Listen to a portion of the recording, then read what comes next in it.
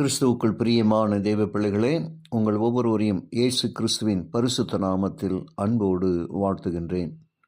மீண்டும் வெளிப்படுத்தின விசேஷம் 12ஆம் அதிகாரம் தீர்க்க தரிசன பகுதிக்கு நாம் கடந்து செல்வோம்.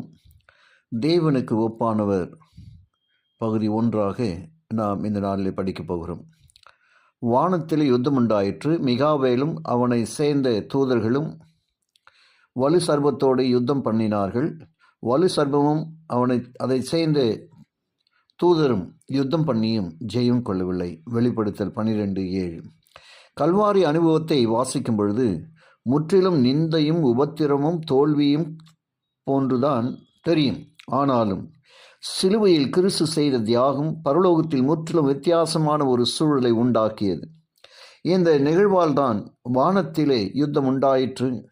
இதை பற்றி நாம் ஆராய்வதற்கு முன்பு பரலோகத்திலே யுத்தம் எப்பொழுது தொடங்கியது என்பதை வைத்து இந்த வசனம் சொல்லுகிற 2 அம்சங்களை ஆராய்வோம்.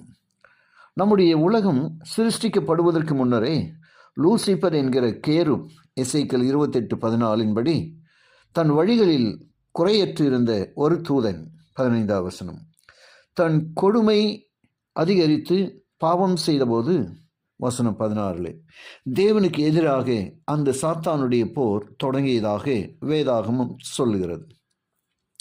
உன்னதமானவருக்கு ஒப்பாக ஏசாயா 14:14 நாம் வாசிக்கின்றோம். அதாவது தேவனைப் போலாக ஏறுவேன் என்று வசனம் 13 என்கிற எண்ணங்களை லூசிபர் வளர்க்க ஆரம்பித்த போது இந்த அக்கிரமத்தின் ரகசியம் 2 தெசலோனிக்கேயர் 2:7 அவனது உள்ளத்திற்குள் உருவாக ஆரம்பித்தது. முதன்முறையாக தேவனுடைய பிரபஞ்சத்தில் இணக்கமின்மை ஏற்பட்டது. போராட்டம் எழுந்தது. பரலோக போர் என்பது எப்படி இருக்கும்? வெளிப்படுத்தல் 12:4 ஒரு முக்கியமான ஆதாரத்தை நமக்கு கொடுத்துள்ளது. லூசிஃபரின் வாள் ஏசாயா 9:15 அதாவது அவனது பொய்கள் பரலோக குடிமக்களை பிளவுபடுத்தியது. எனவே இந்த பிரபஞ்சம் போராட்டங்கள், வார்த்தை போராட்டங்களாக இருந்தன.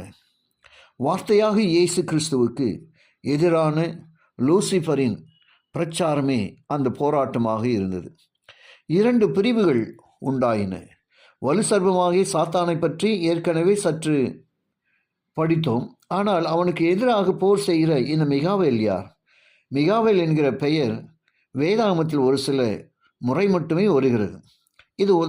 இந்த உதாரணங்களிலிருந்து மிகாவேலின் அடையாளத்தை பற்றி முக்கியமான சில குறிப்புகளை நாம் பெறுகிறோம்.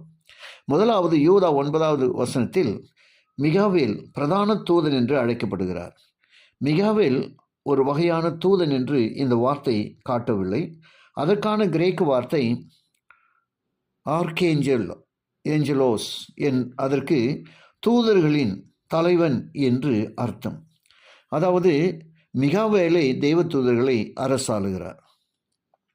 கிறிஸ்துவை பிரதான தூதனுடைய சத்தம் 1 தெசலோனிக்கேயர் 4:14 நாம் வாசிக்கிறது போல அவரது சத்தம் அவரது 2ஆம் வருகையில் மரித்தோரை உயிரோடு எழும்பச் செய்கிறது என்றும் வேதாகமும் வெளிப்படுத்துகிறது. யோவான் 5:28 அதை நாம் படிக்கலாம். எனவே பிரதான தூதனாகிய மிகாவேல் என்பது இயேசு கிறிஸ்துவின் மற்றொரு பெயர். உண்மையிலே அந்த பெயருக்கு தேவனுக்கு ஒப்பானவர் என்று அர்த்தம். ஆம், பிரியமான தேவஜனமே, மகத்துவமுள்ள இரட்சகரே, நாங்கள் ஒரு போரில் ஈடுபட்டிருப்பதை மறந்து போக பிசாசு விரும்புகிறான். ஆனால் போர் குறித்து எங்களை எச்சரிக்கிற உமது உண்மையான வார்த்தைக்கு நாங்கள் நன்றி சொல்கிறோம். இந்த பதிவிலே நீங்கள் தொடர்ந்து வேதாகமத்திலே சில ஆராய்ச்சிக்காக எரேமியா 49:19, மத்தேயு 24:31, எபேசு 6:12 இந்த வசனங்களை சேர்த்து நீங்கள் ஆராயும்போது கர்த்தருடைய உண்மையான சத்தியத்தை நீங்கள் புரிந்து கொள்ள முடியும். ஜெபிப்போம். கிருபையுள்ள நல்ல பிதாவே, உமக்கு நன்றி சொல்கிறோம்.